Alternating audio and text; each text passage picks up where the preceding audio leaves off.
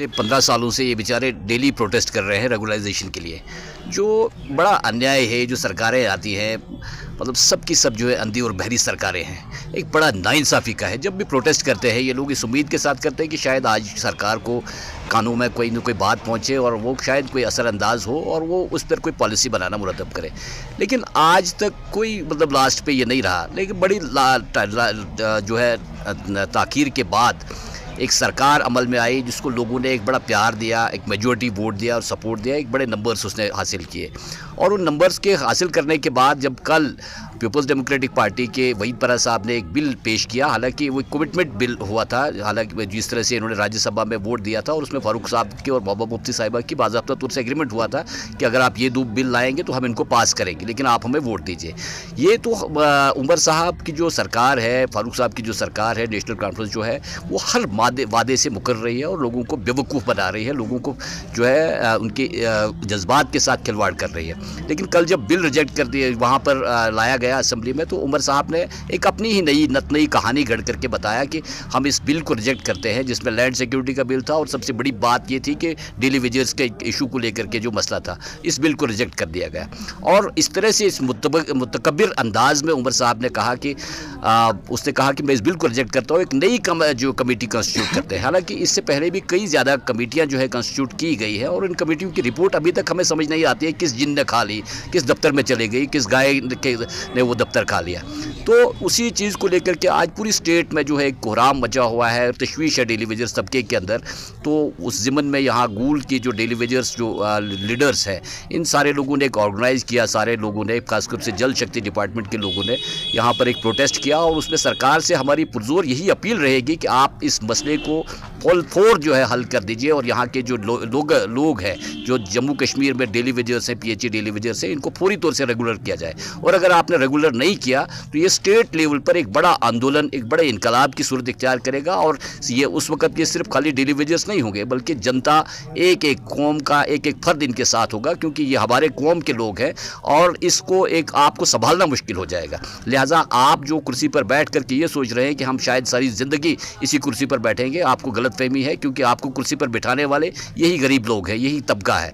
और अगर आपने इस मसले को आज हल नहीं किया तो हम ये समझेंगे कि आपने इस्तेहाल किया, इस कौम का कत्ल कर दिया, इन बच्चों के मुस्तकबिल को आपने ज़ाया कर दिया। तो उसी ज़िमन में हमने आज यहाँ प्रोटेस्ट किया, हम इनके साथियों के साथ थे, यहाँ पर इनकी आवाज़ के साथ थे, इनके ऊपर भरपूर हमायत करनी है कि मैं डेली वेजर्स को परमिट करूँ।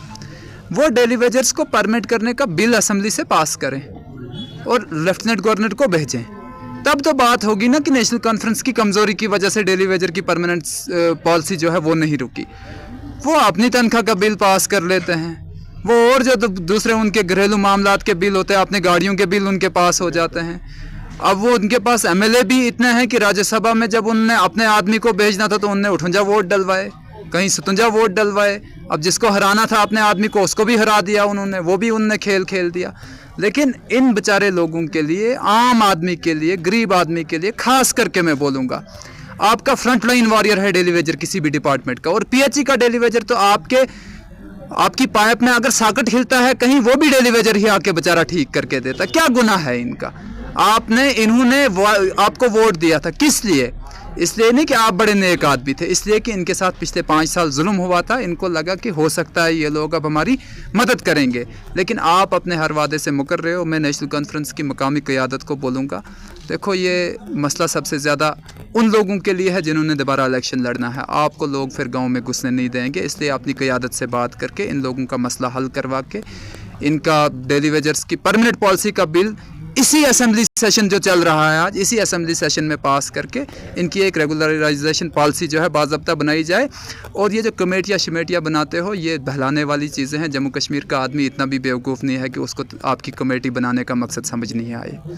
डेली वेजर्स का प्रोटेस्ट चुराने से लेके इस वक्त तक की कहानी ये सुनानी तो बहुत दुश्वार है, क्योंकि इतना दिमाग भी नहीं रहा है। क्योंकि इस गवर्नमेंट ने जो हमारे साथ सताया, जितना हमारे साथ जुल्म किया, शायद ही किसी पे जुल्म हुआ हो। क्योंकि हमारे बच्चों का फ्यूचर का मसला है। कुछ ऐसे लोग हमारे हैं जो बेचारे इसी कंडीशन में, मतलब उसी डेली वेजर खाते में कोई 7,000 रुपये, कोई बेचारा 9,000 रुपये लास्ट, उसकी बेचारे की डेथ हो गई। इस वक्त अगर देखा जाए जो परमानेंट मुलाजिम है उनकी तनख्वाहों को जो है 6 पे कमीशन, 7 पे कमीशन, 8 पे कमीशन लगते लगते वो जो 1.5 लाख ले रहा था वो 2.5 लाख पे पहुँच गया, जो 2.5 लाख ले रहा था वो 3 लाख पे पहुँच गया। लेकिन जो डेली वेजर तबका है बेचारा वो उसी जगह है, बेचारा 9,000 रुपये तड़प रहा है, कोई नहीं सुनता है, कोई छानवाई नहीं है, कोई कुछ नहीं है। जो मतलब सरकार इस वक्त वादे करके जा रही है, वादा किया था सरकार ने परसों के दौरान में, जो मतलब हमारे PDP लीडर ने उनको जो एक बिल पेश किया उसमें पूरी उम्मीद जाग गई थी। हर जगह, हर मतलब जम्मू कश्मीर पूरे लड़के ये अपनी जगह सोच रहे थे कि जैसा ही हमारा ये बिल पास होगा और हम क्या नाम है अपने उमर साहब का बहुत बड़ा इस्तकबाल करेंगे, हर जगह हम उसके लिए उमर की मतलब फेवर में रैली निकालेंगे, उसके लिए मतलब एक बहुत बड़ा खुशी का पैगाम जो है वो करेंगे। जो जितने भी लड़के हैं फिर दोबारा प्रोटेस्ट में बैठे हैं, हर एक का दिल दुखी है, हर एक का बच्चों का फ्यूचर है। हमारा इस वक्त पूरी जिंदगी, पहले हमारा जो काम था कम था, किसी लड़के को 1 लाइन पड़ती, किसी को 2 लाइन, लेकिन अब जो गवर्नमेंट ने नई जो स्कीम लॉन्च की है, JJM की जो स्कीम हुई है, उसमें एक लड़के को कम से कम 4 लाइनें चलानी पड़ रही हैं, एक बच्चे को जो है 4 होज चलाने पड़ रहे हैं। और इतनी ड्यूटी सख्त हो गई है कि नहीं हमें दिन का पता है, नहीं हमें रात का पता है, नहीं हमें सोने का पता है, नहीं हमें उठने का पता है। और तनख्वाह जब देखी जाए, हमारे पीछे जो मतलब बच्चे जब स्कूल जाते हैं वापस आते हैं, बोलते हैं पापा हमें भी 10 रुपये 20 रुपये दो, हम भी कुछ स्कूल में जाएंगे। और उनके बच्चे आते हैं, खाते हैं, पीते, लेकिन हम वो 10 रुपये भी उसके भी काबिल नहीं है कि हम अपने बच्चों को खुश करके स्कूल पे भेजें। और यूनिफॉर्म जिस बच्चों की मतलब आज अगर मास्टर यूनिफॉर्म मांगते हैं, हमें 10 दिन तक, 15 दिन तक, महीने तक वो यूनिफॉर्म नहीं बनती, फिर किसी से कर्जा करके लेके फिर उन बच्चों को मतलब जाना पड़ता है। वो भी जो और बच्चों का एक अदने से अदना गरीब आदमी एक नरेगा में काम